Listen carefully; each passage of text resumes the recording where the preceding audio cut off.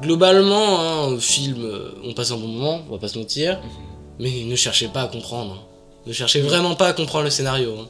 Moi personnellement, j'ai moins aimé ce film-là que les deux autres.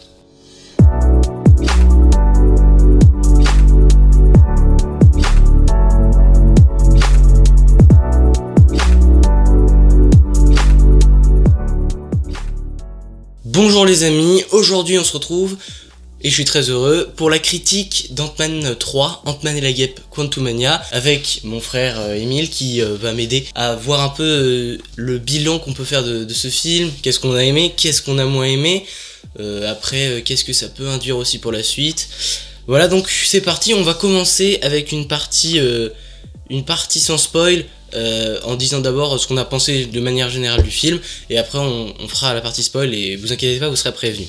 Donc commençons par toi. Est-ce que t'as aimé le film? Est-ce que tu penses que c'est le meilleur Ant-Man? Vas-y. Alors moi dans l'ensemble j'ai plutôt apprécié le film. Je trouve que c'était un bon film qui permettait d'introduire la phase 5. Parce que bon, la phase 4 du MCU, hein, ça a été... un peu laborieux. Ça a été laborieux. Et voilà, on s'attendait à quelque chose, on s'attendait à ce qu'il se passe enfin quelque chose. Et là, on a eu enfin... on a l'introduction de notre méchant principal.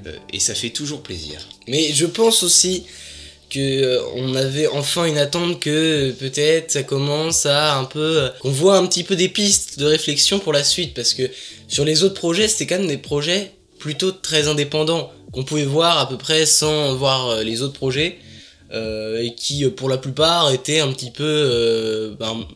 on n'avait pas grand chose à faire. Je dis pas que moi j'ai aimé le film comme un meilleur film. Selon moi, c'est peut-être le pire Ant-Man. Enfin, je sais pas. Moi, je pense que Ant-Man et la Guêpe, c'est peut-être un petit peu en dessous. Donc, je pense que ce serait le deuxième film Ant-Man. Parce qu'il y a plein de choses qui vont pas, mais on va en parler un petit peu plus tard. Il y a plein de choses qui vont pas dans ce film. Il y a plein de choses de bien aussi. Faut pas se cacher. Puis plein de choses de nouveau. Et ça fait plaisir aussi. Globalement, je dirais que c'est un film très divertissant. Alors, beaucoup critiquent ce film parce qu'il n'y a pas, selon eux, assez de profondeur dans les personnages, etc. C'est pas vraiment le but, mais moi j'ai passé un bon moment. Le premier but d'un film, c'est de passer un bon moment devant. Comparer le dernier film qui vient de sortir là aux deux autres Ant-Man, donc Ant-Man et la Guêpe, moi personnellement, j'ai moins aimé ce film-là que les deux autres. Et je trouvais qu'il y avait, en tout cas, l'humour, s'il y avait eu l'humour, était moins retranscrit, donc je trouvais ça moins drôle, je trouvais ça moins prenant. Ouais, donc toi t'as moins bien aimé ce film que les deux autres. Moi, en vérité, alors, il y a beaucoup de gens qui n'aiment pas les films Ant-Man parce que pas assez d'enjeux, etc. N'empêche que pour moi, justement, ce que je disais, c'était qu'un film, le but premier, c'est de passer un bon moment, c'est de s'amuser, etc. Et c'est ce qui avait vraiment beaucoup été le cas pour le premier et le deuxième. Là, j'avais pas vraiment cette attente de rigoler, etc. Et pourtant, je trouve que les blagues étaient pas spécialement réussies. Mais il y avait même pas spécialement de blagues, en fait. Donc, c'était... en fait, le peu de trucs qui a été fait de ce côté-là, c'était mal fait, je trouve, au niveau de... Mais en fait, c'est ce dont je parlais, c'est-à-dire que on est face quand même à un humour américain, et donc on a la traduction française, et c'est ce que je disais par retranscrite, c'est-à-dire que je pense que même s'il y avait des blagues, on trouvait pas ça hilarant du fait que ça a été mal traduit, ou alors on n'a pas le même humour en France. Mais même au niveau des Français qui l'ont vu en voix originale, n'ont pas globalement aimé le film. Je pense. J'aime bien le personnage d'Ant-Man, mais pour le coup, vraiment là, c'est vraiment, je pense, c'est bizarre parce que c'est le film où il a été le moins drôle, et à la fois le film où il a été le moins... Enfin, il a été mis à rude épreuve, ça c'est sûr, mais est-ce qu'on a vu de profondeur dans le personnage? Est-ce qu'il y a eu des ressentis? La seule chose qui rend à peu près le personnage intéressant, c'est quand même sa fille, mais globalement, ça s'arrête là. Donc globalement sur ce film, moi je le conseille parce que d'une, je pense que déjà il est très important pour la suite. Si vous voulez continuer à suivre le MCU, il faut aller le voir, je pense que c'est obligatoire. Parce que c'est, je pense, l'équivalent d'un Black Panther avant un film Avengers, etc. Donc c'est important. Je peux juste dire aussi que Ant-Man, c'est Ant-Man Quantumania, hein. Ce n'est pas Ant-Man et la guêpe Quantumania. La guêpe a vraiment zéro dialogue, elle est pas là dans le film. Enfin, elle est là, mais elle a vraiment un rôle très très secondaire. Mais même Ant-Man, j'ai l'impression qu'il était là sans être là. Donc autant dans Ant-Man et la guêpe, là, le deuxième volume d'Ant-Man, la guêpe est vraiment présente.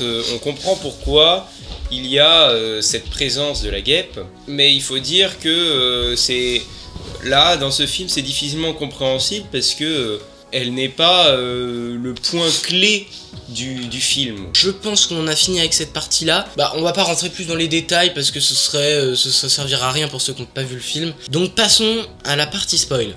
Alors, on va commencer par les qualités qu'on a trouvées au film, et puis par les défauts. Moi, je pense, j'ai trouvé quand même plus de défauts que de qualités, même si, honnêtement, j'ai passé un bon moment. Encore une fois, c'était... Après, effectivement, il y a des trucs complètement bizarres qui se sont passés, mais au moins, bon, je trouve que c'était divertissant, on passait un bon moment, y a pas de problème. La première chose que moi j'ai trouvé, c'est que, chose positive, hein, je trouvais Kang charismatique, et je trouve que son introduction est bien. C'est-à-dire que c'est pas le gars le plus fort du monde, on va dire, mais tu vois un peu le potentiel du gars, c'est un peu ce que j'avais dans mes attentes.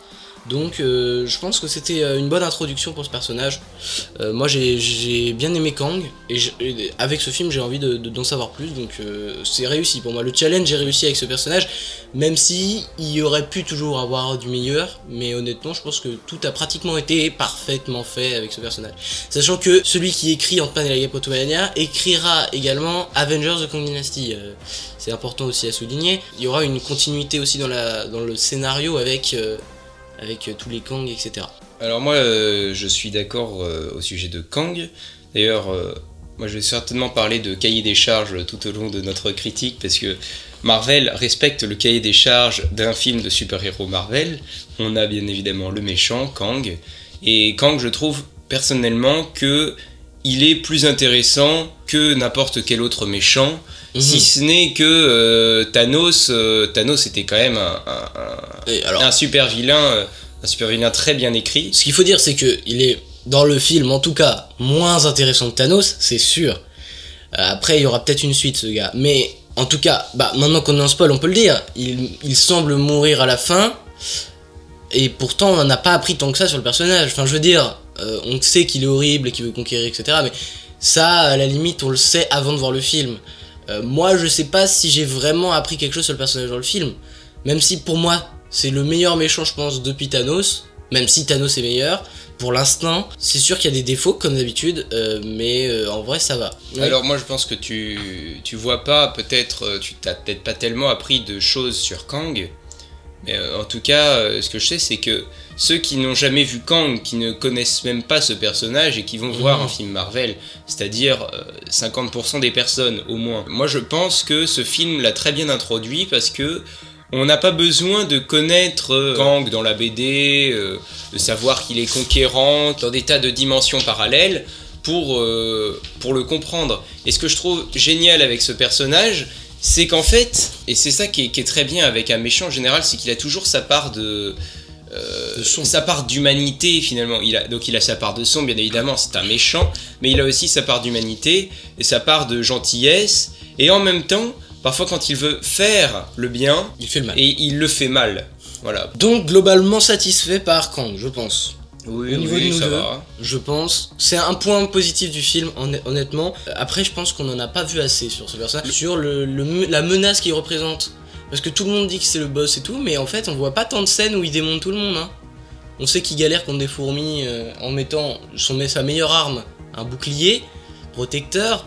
Donc voilà, bon, fallait aussi à un moment faire avancer l'intrigue, mais on en reparlera, les fourmis aussi bizarres. Mais bon.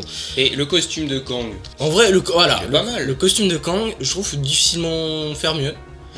Je pense que voilà, tout était bien fait de ce côté-là. Ensuite, moi, alors je voulais parler aussi d'un film un peu nouveau dans l'MCU avec un peu ce côté plus science-fiction, nouvelles créatures, etc.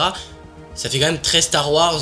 Surtout que, encore, s'ils nous faisaient un film, alors là, on est encore dans les choses positives, mais je veux dire que c'est vrai que c'est bien qu'il y ait un changement, mais je trouve que ils sont quand même allés beaucoup du côté Star Wars. Hein. Moi, c'est vrai que je me disais, mais non, pas du tout, je vois pas pourquoi tout le monde dit ça.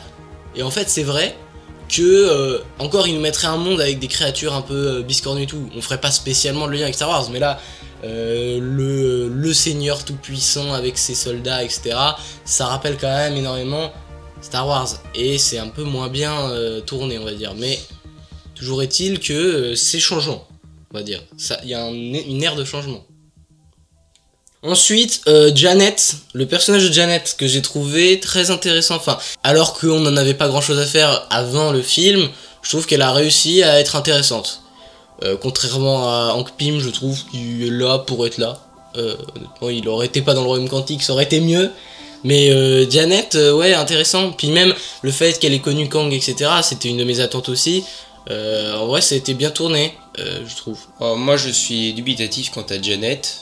Parce que en même temps, je trouve que la personnalité du personnage est géniale. Mais en fait, pour moi, Janet, ça rejoint un peu ce monde quantique à la Star Wars, aux personnages Disney.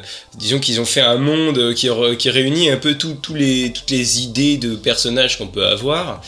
Mais disons que je suis un peu dubitatif parce que ils ont créé, à la fin de Ant-Man et la Guêpe, ils la retrouvent seule dans un monde assez énigmatique. Il y a quelque chose de différent entre la Janet qu'on voit dans Ant-Man et la Guêpe et la Janet qu'on voit dans Quantumania. Ok, donc toi t'as un problème avec Janet. Bon, j'ai pas spécialement compris ce que t'as dit, hein, mais ok. Moi, ce que je voyais dans Ant-Man et la Guêpe, c'était une personne qui avait vécu seule, qui avait découvert plein de choses, d'ailleurs, d'accord, dans le monde quantique.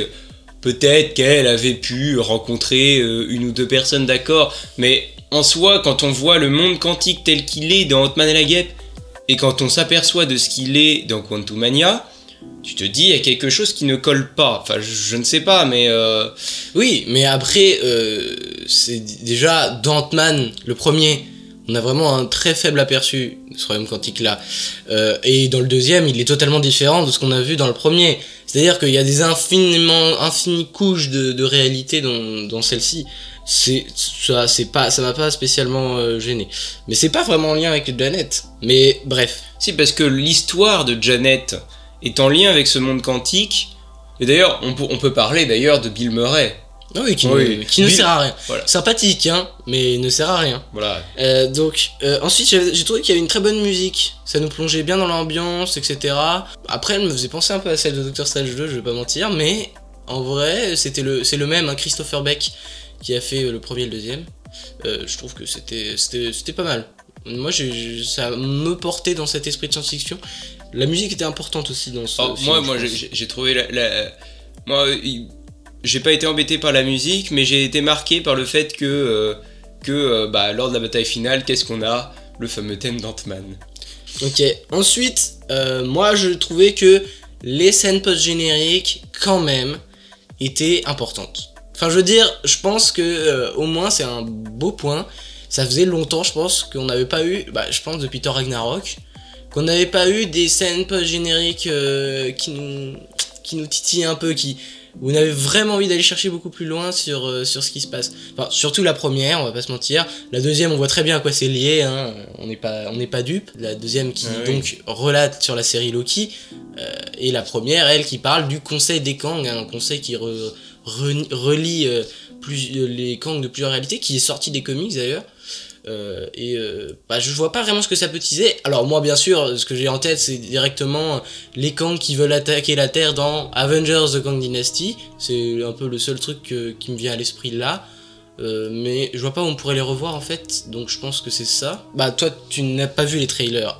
Moi, ce que j'ai trouvé bien, et ce qui avait pas été fait depuis longtemps, c'est je trouve que en voyant les trailers, en vrai, on voyait aller 4% du film, mais découpé. Enfin, moi je pensais avoir tout vu dans les trailers et en fait non. En vrai, j'ai passé là où avant j'ai l'impression de toujours voir des images que je connaissais. Là, j'ai vraiment eu l'impression que on nous avait vraiment pas montré toutes les images qu'il y avait dans le film. Surtout concernant MODOK, c'était plutôt pas mal.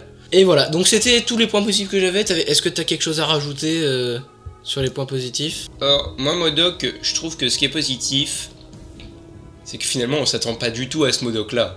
C'est absolument pas l'image qu'on peut se faire de MODOK quand on connaît la bande dessinée.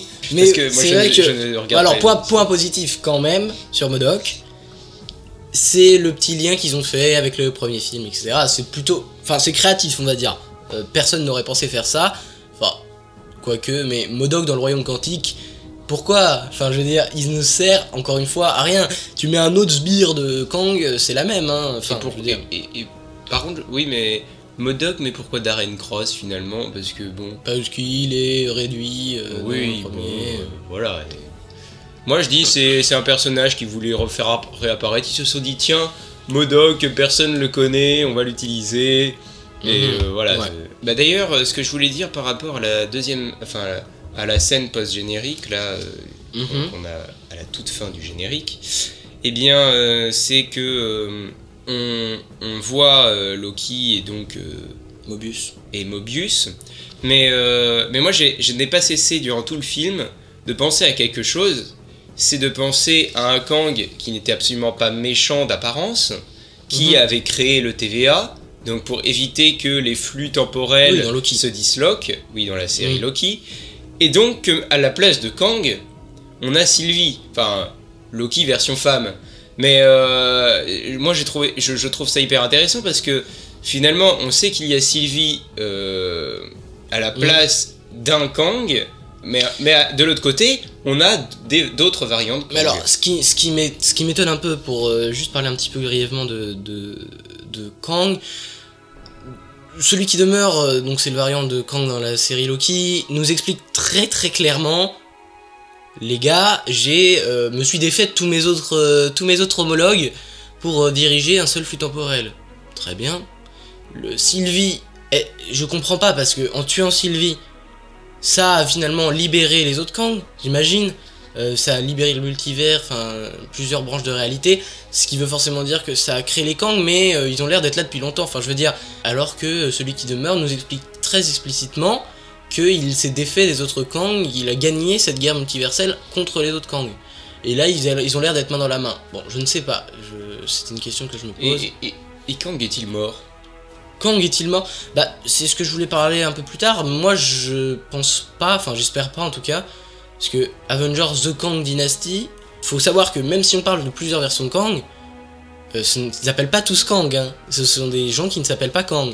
Par exemple, dans les trois principaux qu'on voit dans la scène générique, on a Immortus, on a Ramatut, et on a un troisième un peu chelou, science-fiction bizarre, Kang. Puis des centaines d'autres Kang, bien sûr, mais voilà, il ne s'appelle pas Kang. Kang, c'est vraiment un personnage, c'est celui qu'on a vu dans le film, je pense. Donc s'il nous l'enlève maintenant, j'espère que c'est un teasing, que tu sais à la fin Scott Lang il dit qu'est-ce que j'ai fait, etc. Je sais pas, mais j'espère pas qu'il est mort, je pense qu'il est mort, mais j'espère pas. Donc on peut passer aux choses négatives. J'en ai noté quelques-uns et quand même pas mal. Alors, certains effets spéciaux. Alors, il y a quelques plans dans le film qui sont quand même très beaux, on va pas se mentir. Mais quand même, certains effets spéciaux, en y repensant, tu sais, la scène où ils rencontrent, pour avoir l'arrêt là, qui vole, pour avoir un moyen de se déplacer, ils rencontrent des gens, et dans ce moment-là est pas vraiment beau, je trouve. On dirait que l'arrière-plan est blanc, enfin, on voit les effets spéciaux. Alors, moi, ce qui m'a le plus choqué, pour te répondre, c'est la scène où il rentre dans le monde quantique. Parce que là, je trouvais que c'était bâclé comme travail, tu vois. Je trouvais qu'on avait juste des marionnettes qui bougeaient un peu comme ça, mais que c'était pas le travail qu'on a vu dans Ant-Man ou dans Ant-Man et la Guêpe, quoi. Ouais, c'est vrai. C'est pour ça que j'ai mis là certains effets spéciaux quand même. Après MODOK, moi j'ai trouvé pas... Enfin, tout le monde critique MODOK parce qu'il est moche, mais c'est volontaire en fait qu'il soit moche. C'est parce que c'est pour le rendre ridicule. Et parce qu'il est moche. Oui, c'est parce qu'il est moche de base en fait. Voilà. Alors j'ai mis Ant-Man pas très intéressant, mais je pense qu'on en a déjà un peu parlé. Ant-Man, bon... Alors que moi j'aimais plutôt bien le personnage, je trouve que de plus en plus, bon... Bon, moi je trouve qu'on garde le même personnage. Je dis merci à Paul Rudd d'ailleurs, qui le joue toujours bien. Et moi j'ai beaucoup aimé la scène où il va chercher le cœur. Et où... Ah oui, t'as rigolé. Mais tu vois, là où dans les autres films Ant-Man, je rigolais à tout... Enfin, je rigolais tout le temps, pratiquement. Enfin, je riais tout le temps. Là, pour le coup, il n'y a aucune scène où je me suis éclaté de rire. Hein. Mais ça se voulait être un peu plus dramatique, mais alors essayez pas de nous mettre des petites blocs par-ci par-là, etc. Ensuite j'ai mis plein d'incohérences et facilités. Dans le scénario c'est un peu n'importe quoi, on va pas se mentir. Enfin, tout va bien jusqu'au moment où ils arrivent globalement dans le royaume quantique. Après c'est un petit peu brouillon jusqu'au bout, hein, on va pas se mentir. Donc par exemple, j'ai noté, on est bien d'accord, Kang, il vient du futur, il vient du 31e siècle, il a des armes incroyables. Ok, on est d'accord là-dessus. Mais alors, je veux dire, il récupère son énergie de vaisseau, on en parlait, et il ne s'en va pas. Je pense qu'il le récupère à 1 heure du film, et à 2 heures, il est toujours pas échappé. Hein. Il y a Ant-Man qui arrive à 2 à l'heure en disant « Oh, Kang, viens !» Bah, on va tout en fait, enfin je veux dire. Mais il y a des vaisseaux, j'imagine, qui vont hyper rapidement avec sa technologie. Son truc, il devrait aller hyper vite. En 1 seconde, il est parti, le gars. Et non, il reste, il demande à MODOK d'aller tuer Cassie, alors que pourquoi il veut parler aux citoyens du monde, je sais pas pourquoi, enfin, il y a des trucs un peu chelous. Aussi, Cassie, parlons-en, son évolution n'a pas grand sens. Par exemple, elle se met en tête de libérer la femme, là. Déjà, il a un énorme empire, Kang, mais il a vraiment personne pour garder ses prisons, quoi. Il a aucun garde qui reste devant ses prisonniers, quoi. Et encore, c'est pas grave, puisqu'il y a des trucs, il y a des codes à faire pour libérer les prisonniers. C'est logique. Cassie le libère comment? Elle fait trébucher un garde qui tombe peut-être la première. Alors ça peut être drôle. Ça passe en vrai. Ça passe parce que c'est une scène humoristique qui se dit bon ok, elle sort parce que il a fait une fausse manip, le garde, avec sa tête. Oui, mais après il y a... Je sais plus comment elle s'appelle. Il y a cette fameuse femme, chef de la rébellion, enfin si on peut appeler ça comme ça, qui libère les siens. En faisant un code... qu'elle connaît par cœur. Oui, puis ensuite ils arrivent facilement, alors que c'est une technologie hyper avancée, à pirater le système de communication de Kang. Oui, c'est ça, mais alors, pour aucune raison, encore une fois, il est censé avoir 20 000 soldats qui sont les pires qu'on ait jamais vus dans toute la science-fiction, vraiment. C'est les soldats les plus cons et les moins compétents qu'on a vus. On est bien d'accord, ils se font niquer par tout le monde. Oui. Même par des gens avec, comme seule arme, des lances, hein, alors qu'ils sont censés avoir de la technologie du futur qui est censée désintégrer les gens. Hein. Donc, après aussi, on peut se dire que Kang a réuni tout ce monde par désir de... Oui, non mais à aucun moment Cassie, elle parle... Comment ça Cassie parle? À un moment, c'est une bonne idée de libérer la chef de la résistance, là. Mais parle, toi. Parce que Cassie, mais personne ne la connaît en fait, tout le monde s'en fout de Cassie. C'est ça le truc en fait, réel. Cassie, son développement n'a à peu près aucun sens. Et déjà, moi je comprends pas pourquoi, déjà on a le Ant-Man, Hank Pym. Ouais. On a la guêpe, trop de monde, guêpe Janet Van Dyne. On a le Ant-Man Scott Lang, la guêpe Hope Van Dyne, on a une nouvelle Ant-Man, enfin une Ant-Woman, une Ant-Girl. Pour moi, la chose parfaite aurait été que Kang tue un de ses membres là, pour enfin montrer que le gars il est hyper surpuissant, parce que là, tout le monde s'en sort indemne et tout le monde est joyeux quoi. La menace Kang, elle est vraiment décrédibilisée, je trouve, à des moments. Moi, je pense qu'il y a des personnages qui n'ont plus aucune utilité. Je pense à la guêpe, je pense à Hank Pym, qui sort de nulle part avec... Ces fameuses fourmis, parlons-en. Oui. Les fourmis expliquées en 2 secondes, qui ont un rôle finalement fondamental dans l'intrigue, mais qui sont expliquées par une phrase par Hank Pym. Comment est-il au courant de cette manigance des fourmis? Pourquoi? Enfin, je veux dire, certes, il a son truc, mais expliquez-nous plus, enfin, je sais pas. Oui, puis comment elles arrivent à naviguer dans l'espace-temps finalement, enfin dans l'espace-temps, dans le monde quantique. Oui, et puis il ressort de nulle part, etc. Enfin, il y a plein de trucs un peu cons. Enfin, c'est brouillon. On va dire que c'est brouillon. C'est comme MODOK. MODOK, ce personnage n'a aucun sens. On est d'accord qu'il veut... Il dit que Kang est son énorme sauveur, que sans lui il serait mort. Il dit que il déteste Hank Pym et Scott Lang, ce qui est logique dans son histoire. Cassie, c'est Cassie, hein. Le personnage qui connaît le moins ce personnage, hein. Qu'il l'a vu débouler dans sa chambre pour la tuer quand elle avait l'âge dont on peut plus se souvenir. Eh bien, ce personnage arrive en l'espace de 30 secondes à renverser l'état d'esprit de MODOK. À lui dire, MODOK, tu n'es pas un tocard. Oui, mais c'est MODOK, ça c'est l'esprit Marvel, tu vois, c'est incroyable. Et MODOK se sent tellement héroïque suite à ces 2 mots qu'il va se sacrifier en tuant son fameux sauveur Kang, en essayant en tout cas. et en se faisant buter si facilement. Voilà le personnage de MODOK. Incroyable. Alors on est d'accord que normalement MODOK est censé être un super cerveau. Oui, super cerveau de non. Vraiment qui se pas. révèle finalement être un super con. Et puis s'il te plaît, parlons de Darren Cross. Dans ce personnage de MODOK. C'est qui Darren Cross? C'est MODOK? C'est celui qui est censé être MODOK. Quand même, il est hyper terrifiant, entre guillemets, dans le premier, il est quand même, voilà, et puis il a une certaine intelligence, mais il est un peu fou, tu vois, mais il est inquiétant.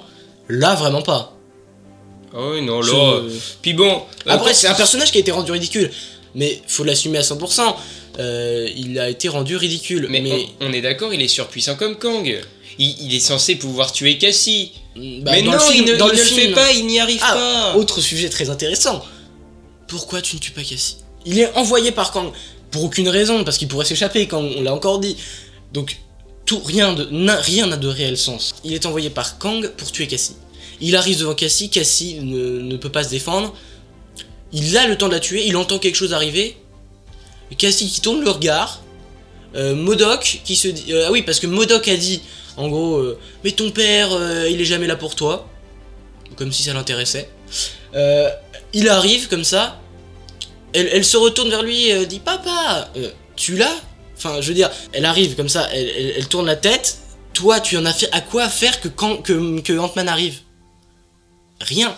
On est bien d'accord. Mais MODOK en fait n'est pas méchant, c'est pour ça, c'est parce que... c'est surtout la scène où Cassie ne se tient plus que par une main, elle se redresse sur la plateforme.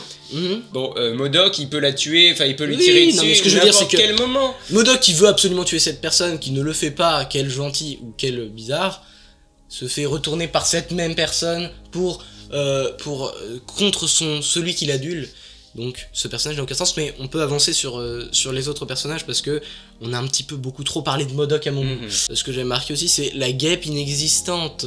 Alors Hope est utile dans le film pour l'amour.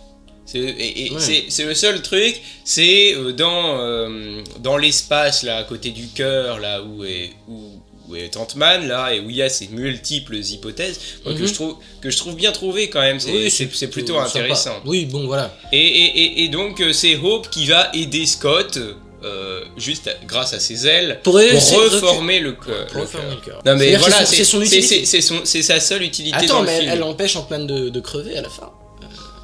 En plus, c'est elle qui aide à tuer Kang. Oui. Kang, je veux bien qu'il soit diminué, déchiré par des fourmis sans aucune technologie, mais quand même. Enfin, t'as vu les muscles qu'il a, il se fait pas défoncer par Ant-Man. Mais par contre, moi, il y a quelque chose qui me chagrine. Oui. C'est-à-dire qu'au moment où Kang n'a plus son costume ou n'a plus ses pouvoirs, il se met à faire un combat à main nue avec Ant-Man, avec Scott. Mais Scott Lang, il est normalement. Enfin, il est censé. Comment dire? Il est censé avoir appris le combat. Là, il se fait martyriser par un Kang en lui donnant quoi? En lui donnant que 2-3. Après, oui, bah, c'est pas le personnage le plus surpuissant, Ant-Man, on va dire. Mais oui, non, mais quand même. Mais c'est parce qu'il a cassé son casque, donc il peut plus se réduire et tout. Il peut peut-être plus se réduire. Mais en fait, le problème avec ce personnage Ant-Man, c'est qu'il évolue pas. Enfin, je veux dire, c'est toujours le même depuis le premier film. Enfin, j'ai l'impression que voilà, il changera pas. Ce sera toujours le même personnage. C'est pas grave. Il n'y a pas d'évolution mentale chez lui. Et tu vois, je pensais intéressant qu'il reste avec Hope dans la dimension quantique là, pour la fin du film, mais non, ils repartent. D'ailleurs, j'ai pas très bien compris comment ils arrivent à les retrouver, comment ils arrivent à rouvrir le portail. Oui, d'ailleurs, ça, il faudrait le savoir, parce que bon, peut-être que Cassie avait inventé une machine, déjà, d'où elle a cet esprit scientifique. Parce que finalement, son père est un voleur et sa mère, elle est quoi? Elle est femme de... On en parle que... Ah oui, autre chose. Elle est allée voir dans les recherches de Papy Henry Pym. Ok?